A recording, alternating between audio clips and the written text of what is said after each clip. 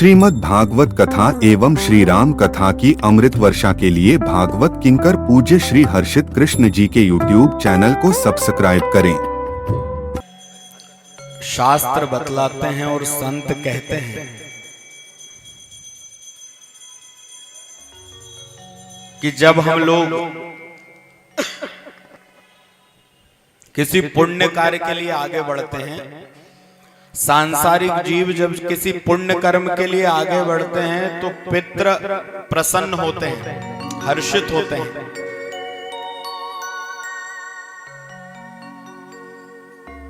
क्योंकि पितृ जहां पर पहुंच चुके हैं संसार को छोड़ करके, अब वो पूर्णतः अपने पुत्र और पौत्रों पर आश्रित हो चुके हैं। पुत्र पौत्र यहाँ पर इस संसार में जिस तरह के कर्म करेंगे उसके अनुसार पितरों की गति होगी। बोले जब सांसारिक जीव किसी पुण्य की तरफ आगे बढ़ता है, दान की तरफ आगे बढ़ता है, तो पितृ प्रसन्न होते हैं और बहुत आशीर्वाद प्रदान करते हैं। और यही सांसारिक जीव यदि पाप कर्म की ओर आगे बढ़ता है, बोले पितृलोक में बैठे कुछ पितृ बड़े प्रसन्न हो रहे थे, तो उनसे पूछा कि क्या बात है, आप क्यों प्रसन्न हो रहे हो? तो पितरों ने कहा कि देखो हमारे कुल में कितना धर्मात्मा पुत्र पैदा हुआ जो भगवान की दिव्य कथा करा रहा है, कथा सुन रहा है। संकल्प के साथ जब यहाँ पूजन होती है प्रतिदिन की, तो संकल्प होता है, नाम गोत्र लेकर के संकल्प किया जाता है। आपको पता है कि तीर्थों की कथा में जितने लोग आते हैं सब यजमान होते हैं, सबको एक दिन यजमान बनने का अवसर प्राप्त होता है।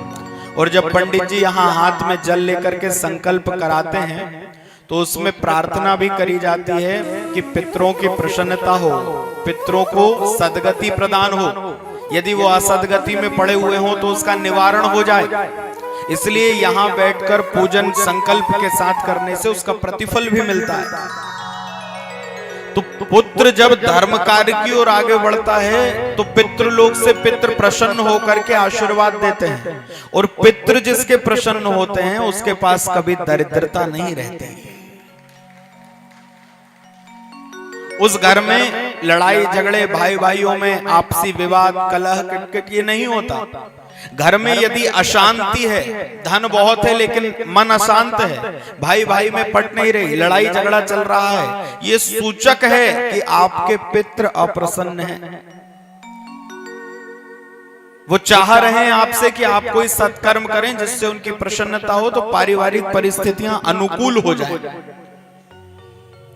कुछ पितृ बैठ करके रो रहे थे, उनसे पूछा गया आप क्यों रो रहे हो?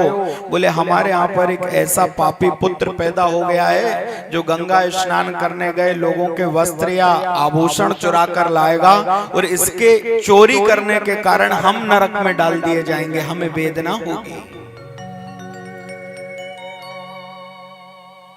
हमारे द्वारा किए हुए कर्म से हम स्वयं और साथ में हमारे पितृ देवता दोनों को उसका पुण्य और पाप फल भोगना पड़ता है। इसलिए संसार में महाराज शास्त्र कहता है, संत कहते हैं कि वो ही पुत्र कहलाने के योग्य है जो महाराज अपने दिवंगत पितरों को प्रसन्न करने वाले कार्य करे, पितृ प्रसन्न हो, उनको सद्गति प्रदान हो। और श्रीमद् भागवत तो मुक्ति दानेन गर्जति, श्रीमद् भागवत महापुराण तो मुक्ति देने की गर्जना कर रहा है।